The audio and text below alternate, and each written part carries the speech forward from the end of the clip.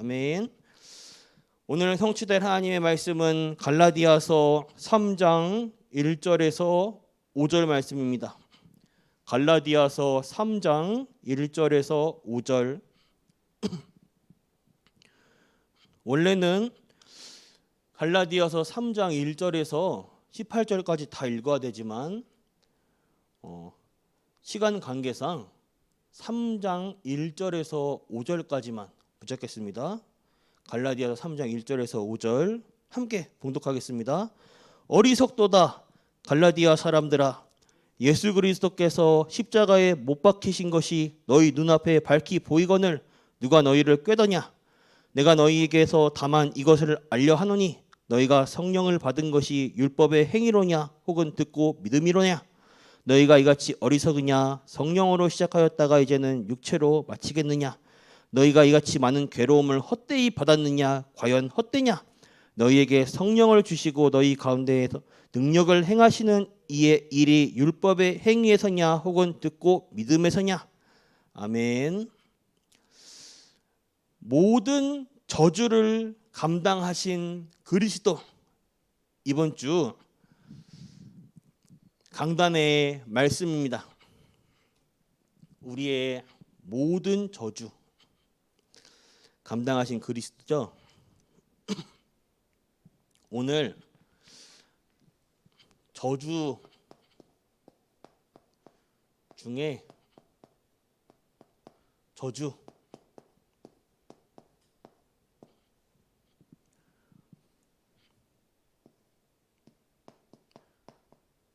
3장 1절에서 6절.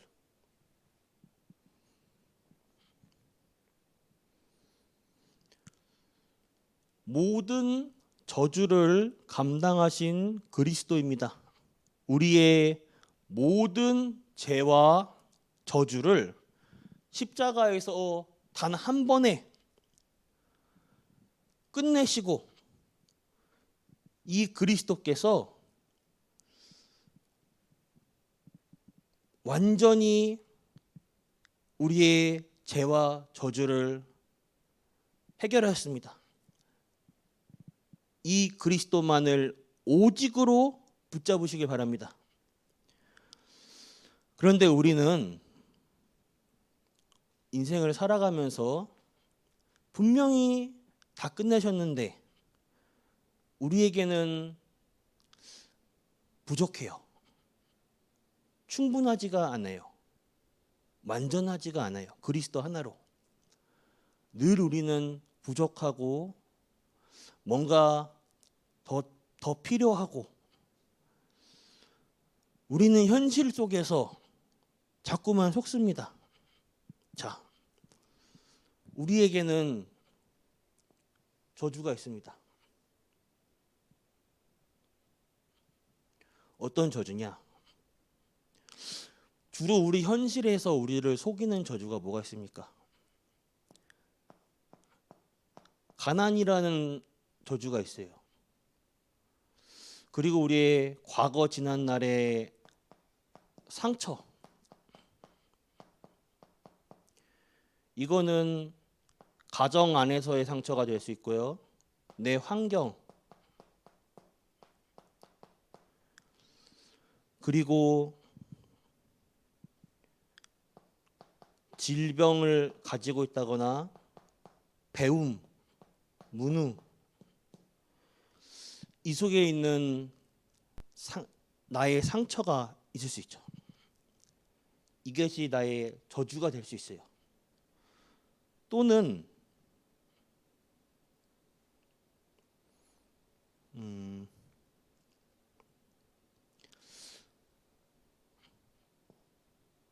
사람과의 인간관계 속의 갈등,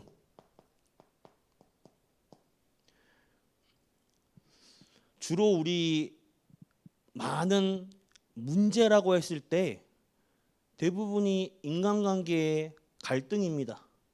근데 그 인간관계의 갈등이라고 했을 때는 나와 얽힌 사람이에요. 왜냐하면 내 주위 사람과 갈등을 겪지 내가 생판 모르는 사람과 갈등을 겪지 않아요. 나랑 뭔가 같은 일을 하거나 뭔가 나랑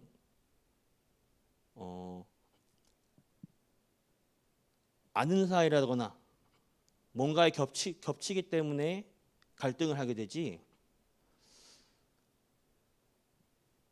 이 사람 인간 관계에서 많은 갈등을 겪게 됩니다.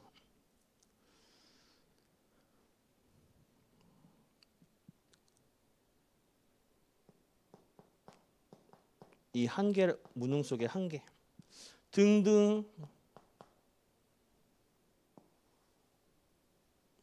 많은 현실 속의 문제를 만납니다. 이것을 우리는 재앙, 저주라고 말하며 삶의 대물림 되기까지 합니다. 우리는 이것에 속으면 안 돼요. 우리의 영적 분별력을 가지셔야 됩니다. 이 속에서도 우리는 속는 순간 속에서도 하나님은 함께 하십니다. 근데 우리가 항상 이 문제를 만날 때에 이것만 있는 게 아니겠죠. 제가 묵상을 하며 정리해 봤는데 이거 말고도 많을 거예요. 제가 묵상할 때는 이것밖에 안 나왔지만 더 깊이 묵상해 볼 때에 더 여러분들과 함께 묵상할 때에 더 많이 나올 거라 생각됩니다. 근데 무궁무진하게 나올 거예요. 하지만 우리가 여기에 속으시면 안 돼요. 우리가 문제를 만날 때 영적 분별력을 가지셔야 돼요.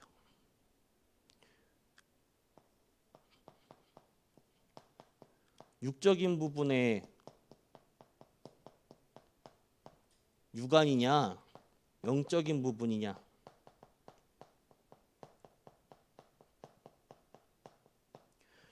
우리가 이걸 그대로 우리 눈에 봐서 육의 것을 통하여서 문제를 그대로 보고 문제를 붙잡고 놓칠 거냐, 아니면 영의 것을 붙잡을 것이냐. 대부분 문제를 딱 만나면 그대로 문제를 보고 반응해요. 사람의 말에, 눈빛에, 행동에 그대로 반응해요. 즉시 반응해요. 사람이 이렇게 하더라, 저렇게 하더라. 즉시 반응합니다. 바로 욕해요. 왜 그럴까? 기도를 하거나 하나님의 계획을 찾아보자. 없어요. 그때 하나님의 주신 말씀이 뭘까? 없어요. 누구든지 예외 없이 즉시 욕해요.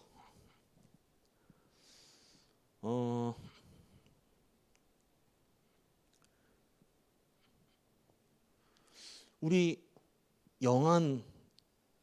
영적인 부분, 영안을 뜨고 우리가 육적인 부분을 보지 말고 영안을 떠서 영적인 부분으로 우리가 봐야 됩니다. 영적 분별력을 가지셔야 돼요. 영적 분별력을 갖는 집중.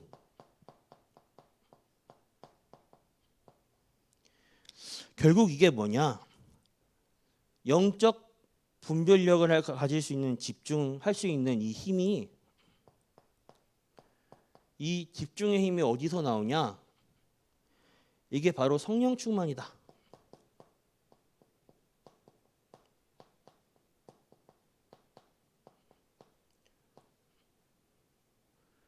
이렇게 묵상하며 붙잡았습니다. 이번 한 주간.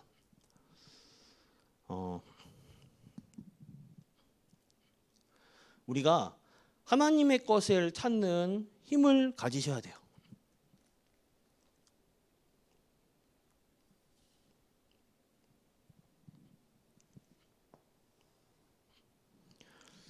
우리가 이것을 저주라고 하는데, 우리의 진짜 저주는 영적 무지입니다. 영적으로 무지란 뜻은 아는 것이 없는 거예요.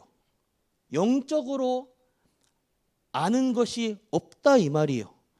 영적 세계에 대해 아는 것이 없어요. 우리는요, 세상 나라를 삽니다. 근데 인간은 영적 존재이고요. 보여지는 것만이 전부가 아니에요. 눈에 보여지는 것만이 전부가 아닙니다. 바람, 눈에 안 보이지만 흔들리는 가지를 통해, 흔들리는 나뭇가지를 통해 볼 수 있고요. 공기, 눈에 안 보이지만 우리가 숨통에 분명히 존재 있습니다. 우리가 눈에 보이는 것만이 전부가 아니에요. 분자, 입자 단위로 눈에 안 보이는 미생물도 분명히 존재해요. 우리가 눈에 보이는 것만이 전부가 아니에요. 그렇듯이 영적인 세계가 분명히 존재합니다. 세상 나라 뒤에 흑암의 나라가 공중 권세 잡은 자가 꽉 잡고 있어요. 에베소서 2장 1절과 3절에서 세상 풍속으로 잡고 있습니다. 그 엘리트들, 똑똑한 정치하는 사람들이요, 무속에, 점술에, 굿에 의지하면서 정치를 해요. 왜냐? 임명도 제천이다. 정치나 사업이나 중요한 것도 운이 따라야 된다. 한마디로 신, 조물주가 도와주셔야 된다. 똑똑하고 현명한 사람일수록 그걸 인정해요. 하나님의 존재를 인정합니다.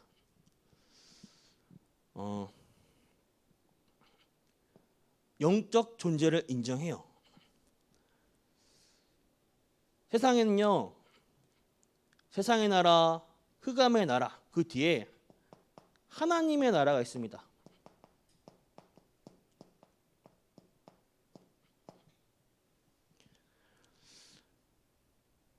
이것을 반드시 붙잡으시길 바랍니다. 오늘도 우리의 발걸음에 하나님 나라, 우리 전 성도님들이 가는 발걸음에 천군 천사가 미리 앞서 행하고 우리 전 성도님들이 가는 모든 발걸음에 하나님 나라가 임하길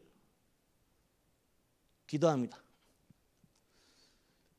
하나님 나라, 사도행전 1장 3절에 예수님께서 제일 중요하게 강조하신 말씀이죠. 세상에는 세상 나라, 흑암의 나라, 하나님 나라가 있어요. 그리고 영적 무감각, 진짜 저주 중에 저주가 뭐냐? 영적으로 무감각한 거예요. 지금 세상은 네피림 시대입니다. 네피림 시대가 뭐냐? 악령으로 충만한 시대예요. 악령 충만, 귀신 충만, 흑암 충만. 지금 그래서 후대가 마약으로, 그리고 우리 후대들이 죽어가고 있어요. 사람들이 죽어가고 있습니다. 귀신 충만하고 악령 충만한 사람들이 작품을 만들어내고 있어요. 그런데 이 작품이요, 사람들의 마음을 뺏어가고 있어요. 미디어를 통해. 제가 봐도 훌륭해요, 작품들이. 작품이 이 사람들이 영적 세계를 알고 있어요. 믿는 자보다 영적 세계에 영민해요. 그 바쁜 사람들이, 프리메이슨, 정치하는 사람들이, 그 바쁜 사람들이 매일 모여서 기도하고 매일 모여서 회의를 해요. 매일 모여서 자기들의 그 접신 행위를 하고요. 그렇죠. 무속인들도 매일 기도합니다. 그런데 믿는 우리들은 보좌의 이 기도를, 보좌의 축복을 누리는 이 시간을 제대로 사수를 안 해요. 이 네피림에 빠진 사람들이 그러다 보니까 작품을 만들어내요. 대표적인 게 있잖아요. 우리 지금 실생활에 사용하는 아이폰, 컴퓨터 이미 작품으로 나왔잖아요. 근데 이 사람들이 만드는 영화, 솔직히 저는 불신자들이 만들어내는 영화를 보면요, 작품성이 있어요. 솔직히 재밌어요, 보면. 일단 내용은 둘째치고 그냥 재밌다 없다만 봐도 재밌어요. 크리스천이 만드는 것보다 재밌어요. 와, 잘 만들었다. 재밌다. 이게 다 어디서 얻는 힘입니까? 귀신이 주는 힘 아닙니까? 거기서 나오는 작품 아닙니까? 우리는 하나님이 주시는 힘 속에서 하나님이 주시는 작품을 만들어야 합니다. 네피림 시대에서 영적 무감각, 지금 후대가 죽어가고 있어요. 여기에 하나님은 우리를 빛과 소금으로 부르셨습니다. 제가 이 부분에 대해서 묵상하였을 때 오늘 새벽이죠. 말씀을 붙잡고 묵상할 때 하나님이 내 마음속에 이 말씀을 주셨어요. 마태복음 5장 13절에서 16절. 너희는 빛과 소금이라. 하나님이 우리를 빛과 소금으로 부르셨습니다. 이게 뭐냐? 산상수훈 또는 산상보훈이라고도 하죠. 산에서 주신 보물과 같은 말씀. 거기서는 팔복 말고도 이 말씀도 주셨습니다. 예수님이 우리를 뭐라 말씀하셨냐? 우리를 빛과 소금으로 부르셨어요. 빛은 뭐냐? 창조의 빛, 생명의 빛, 참 생명 대신 예수 그리스도의 빛을 비추는 거예요. 소금이 뭐죠? 썩지 않게 하는 부패를 막는 역할을 해요. 오늘도 우리가 가는 곳마다 그리스도의 빛을 비추고 부패를 막는, 썩음을 막는 빛과 소금의 역할을 할 줄 믿습니다. 영적 무감각에서 깨어나야 할 줄을 믿습니다. 그리고 저주 중에 최고의 저주, 영적 무능이에요.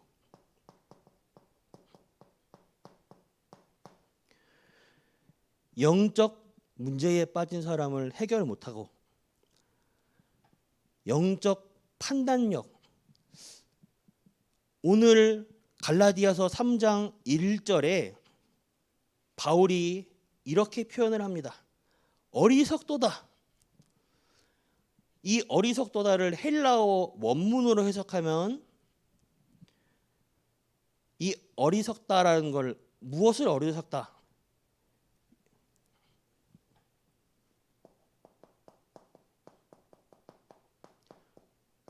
어제 우리 강단 말씀에서 확인하였죠. 영적인 판단력을 못한다 이거예요.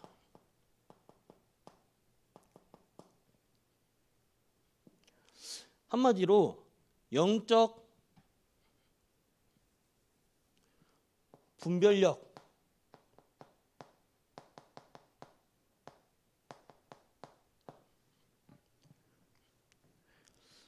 영적 판단력을 못해요. 영적인 분별력을 놓치는 거예요. 내게 오는 문제, 여러분들에게 오는 문제가 있죠. 다시 서론에 왔을 때 여러분들에게 오는 저주라고 생각하는 문제가 있죠. 내게 왜 이 문제가 왔을까? 왜 사람과의 갈등이 오지? 회사에서 왜 인간관계의 갈등? 내 친구와의 갈등? 왜 우리 집은 왜 이럴까? 내 가정 환경은 이럴까? 하나님 나에게 왜 이런 문제와 이런 시련을 줄까요? 내게 저주라고 생각하는 이 문제에 대하여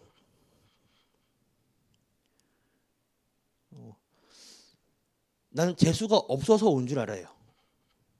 또는 내가 뭐 지식이 없어서, 배움이 없어서, 어쩔 수 없어서, 운명 사주 팔자라서 온 줄 알아요. 이거에 대해서 분별할 힘이 없으면 하나님의 절대 의미를 찾을 수 없습니다. 영적 분별력이 없으면 여기에 대해 하나님의 절대 의미를 절대 찾을 수가 없는 거예요. 그 모든 것에 하나님의 절대 의미에 대한 질문을 할 수가 없어요.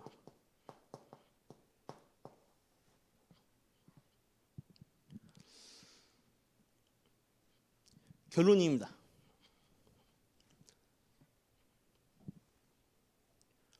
자, 다시 결론을 할 때 서론 부분에 대해서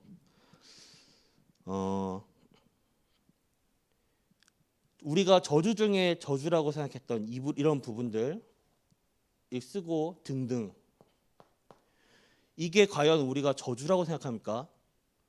오늘 본문 중에 저주 중에 저주라고 했습니다.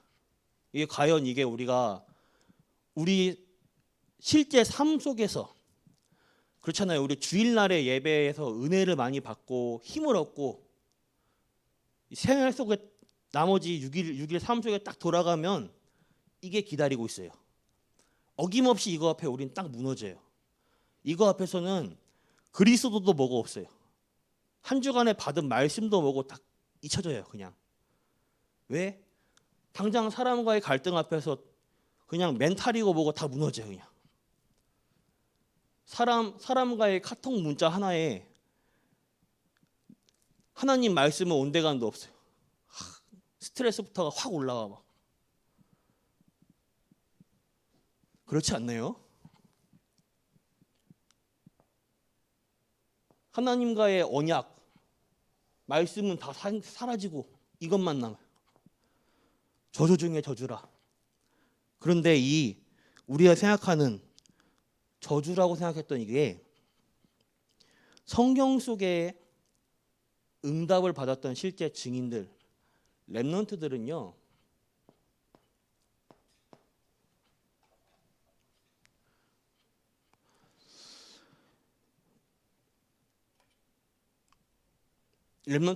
이게 저주가 아니었어요. 그럼 뭡니까? 하나님의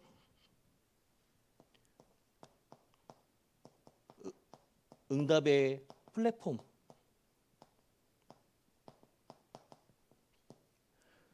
응답의 도구입니다. 이걸 통해 하나님을 바라볼 수 있는 응답의 도구예요. 이걸 통해 하나님으로 직방으로 바라보는, 이걸 통해 하나님과 직선으로 가는, 이걸 통하여서 하나님께 응답을 받는 플랫폼이에요. 응답의 도구예요. 그럼 뭡니까? 축복의 통로예요.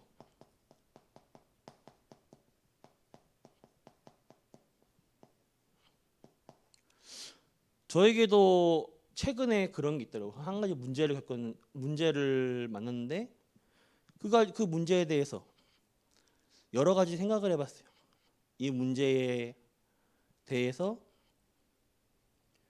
원인과 결과에 대해 생각해보고 이 문제에 대해서 저 사람의 문제일까? 이게 문제일까? 내가 문제일까? 결국은 이것도 저것도 나도 다 아니에요. 하나님의 일만이 남은 거예요. 하나님만의 일만이 있는 거예요. 그걸 내가 깨닫게 됐어요. 하나님이 나를 향하신 서프라이즈가 있구나. 하나님이 나에게 엄청나게 그 깜짝 놀랄 만한 중요한 응답을 갖고 계시는구나. 그럼 나를 이 응답을 받기 위해서는 이 응답을 받기 위한 그릇이 준비돼야 되는구나. 그럼 내가 뭘 준비해야 되지? 여러분들 뭘 준비해야 됩니까? 계속 메시지에 나오죠. 보좌의 축복을 결론으로 보좌의 축복을 세팅하시기 바랍니다.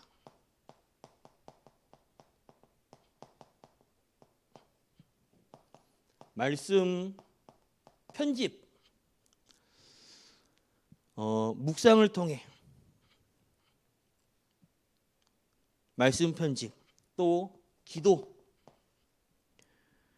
모든 것을 기도로 연결하시길 바랍니다. 말하는 것, 들려오는 것, 보는 것, 그리고 현장 속에서 디자인한다. 뭡니까? 이것을 내 현장, 삶의 현장에서 그대로 적용하는 거예요. 디자인 만들어가는 거예요.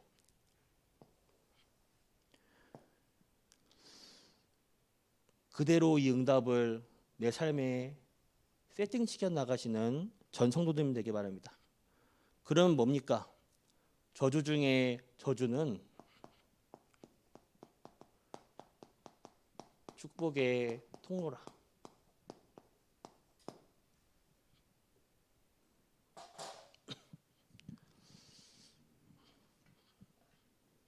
왜냐? 모든 저주를 십자가에 단번에 끝내신 그리스도를 오직으로 붙잡으시길 바랍니다. 오직으로 못 붙잡기 때문에 이게 끝나지 않은 거예요. 하나님은 끝내셨다는데 내가 끝나지 않은 거예요. 내가 끝나지 않으니까 내가 힘든 거예요.